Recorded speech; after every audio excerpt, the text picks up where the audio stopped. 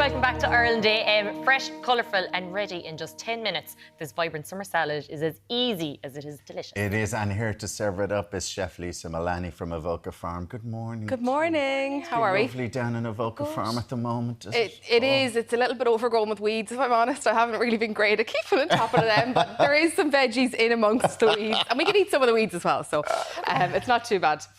But yes, we're doing a beautiful salad. So I've grown vast majority of the ingredients today in my own garden, which is lovely. So it's really nice to cut down on the grocery bill. You brought your little pick in the basket and everything with you. Look at you, isn't it lovely? I did, yeah. So I've got some courgette there to share around with the team and that kind of thing as well. But so salads are great with a little bit of seeds because it gives you just that extra bit of crunch in there and it's really, really good for you. So we're just going to toast those off in the frying pan. We'll leave them on a low heat there, just toasting away as we start working on the rest of it. Okay. And today we are using courgettes. So these do not look like the ones. I was going to say that it's a weird like a courgette. I'd buy. These are the ones you probably buy in the supermarket, obviously without the flour. So that's the courgette flour. So I picked these slightly early. I actually was like, what is with that? The flour. Yeah, so I picked these slightly early just to show you what it looks like. That's the way they are. That's the way they are when they're growing, yeah. So when the flour kind of starts to die off and falls off, it's ready to be picked. So they're picked a little bit early. But those, you could stuff them with a little bit of cheese, put them in batter, and you know those zucchini flowers you see on menus and stuff like that. Them in batter? Flowers. Yeah, you could fill it with cheese and put it in batter, and then it's just like a little popper almost. That's for you, darling. Courgette. Is it? So courgettes you probably normally see, they're cut up into chunks, roasted in the oven or tossed in a frying pan and that kind of thing. But today we're actually going to spiralise them. So this is a peeler, but it has the little ridges on it. So it's actually going to cut it into straight ribbons for me. So you'll see them here into little skinny ribbons.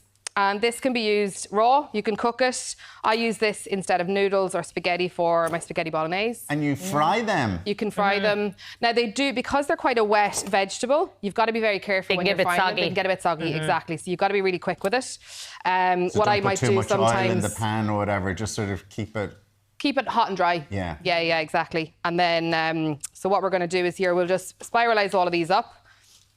And then we will toss them into our leaves over here. So I'm using La Rosa, which is kind of like a peppery rocket type leaf. Never heard of that. La Rosa. La Rosa, yeah. So that's the variety here. I'm a big fan of something a bit different than a butterhead.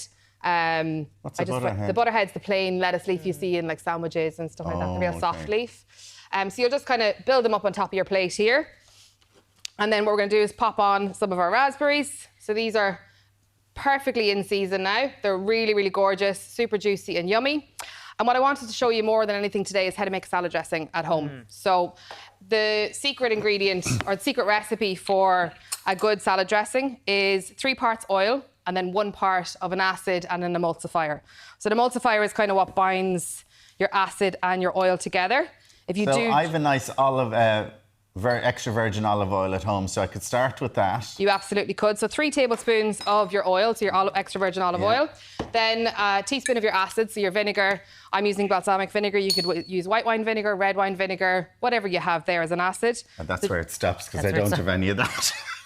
So just the oil. Just the oil. It'll just be the olive oil on the salad. That's what you get now. Sorry. And then popping in your emulsifier is what binds the oil and the vinegar together. If you were to leave them just as those two, then it would just separate out on the plate. Mustard? This is a Dijon mustard, but you could use an egg yolk, you could use regular mayonnaise. You could use egg yolk? An egg yolk, yeah, if you wanted. You could use things like tahini, peanut butter, whatever you're in the mood for. It's really, actually, when you think about it with sauces, in your head, they kind of seem as if they'd be complicated.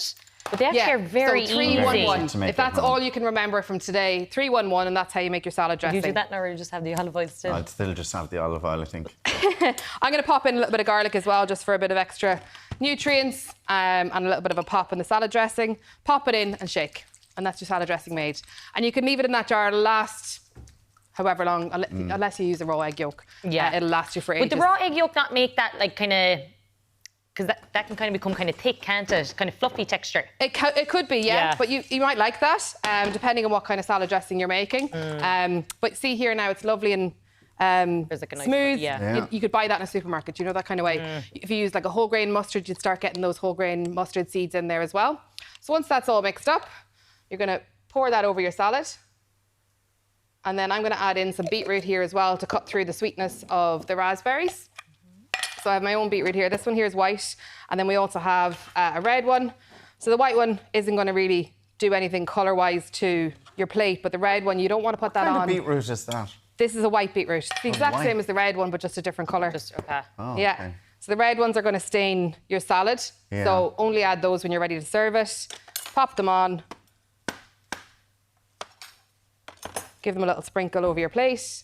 And then we're going to finish it off with a bit of goat's cheese. So I know that goat cheese can be hit or miss for people now. Absolutely. I love goat's cheese. You like a bit of goat's I love cheese? it, something strong.